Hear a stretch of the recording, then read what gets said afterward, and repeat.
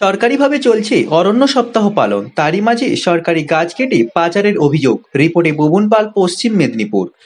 দিন দুপুরে গাছ কেটে পাচার, সরকারি গাছ কেটে পাচার করে দেওয়ার ঘটনা সামনে আসলো পশ্চিম মেদিনীপুর জেলার চন্দ্রকোনা ১ নম্বর ব্লকের ১ নম্বর লক্ষ্মীপুর গ্রাম পঞ্চায়েতের বিষ্ণুদাসপুর গ্রামের ঘটনা। কে বা কারা এই কাজে যুক্ত? ধন্দে সাধারণ মানুষ। ঘটনার কথা জানাজানি হতেই খবর দেওয়া হয় পুলিশ প্রশাসনকে। এই ঘটনা খতিয়ে দেখতে ঘটনাস্থলে আসেন ফরেস্ট রেঞ্জ অফিসের আধিকারিকরা। পৌঁছে দেখে আসার আগেই গাছ পাচার হয়ে গিয়েছে। অন্যদিকে রাজ্যের মুখ্যমন্ত্রী অবৈধ কাজ নিয়ে কড়া বার্তা দিলেও তা ফলপ্রসূ হচ্ছে না, এই ঘটনা তারই নিদর্শন।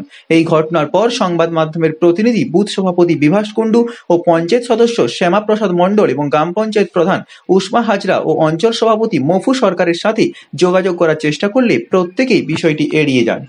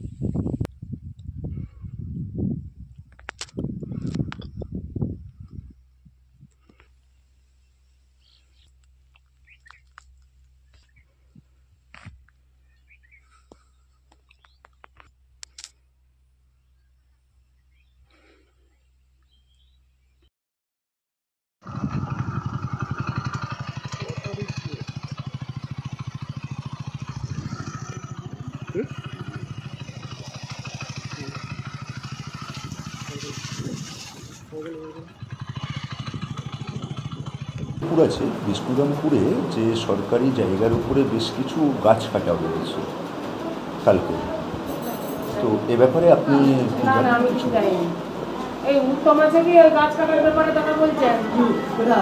বিষ্ণুরামপুরে যে গাছ কাটা হয়েছে, কিছু সরকারি জায়গায় যে গাছ কাটা হয়েছে, হয়ে পাচার হয়েছে, সেই ব্যাপারে আপনি কি জানেন? আপনারা কিছু জানেন না? এই গাছ, এই যে সরকারি জায়গা থেকে যে গাছ কাটা হলো, এই আমি সাংবাদিক। না না, আমরা কোনো কিছু জানি না। তুমি এদের হচ্ছে যে ইয়েগুলো লিখছো, আমাকে বলে লেখা হয়নি, তাহলে এই অরণ্য সপ্তাহ চলছে, এর মধ্যে গাছে আপনারা কিচ্ছু জানেন না? না না,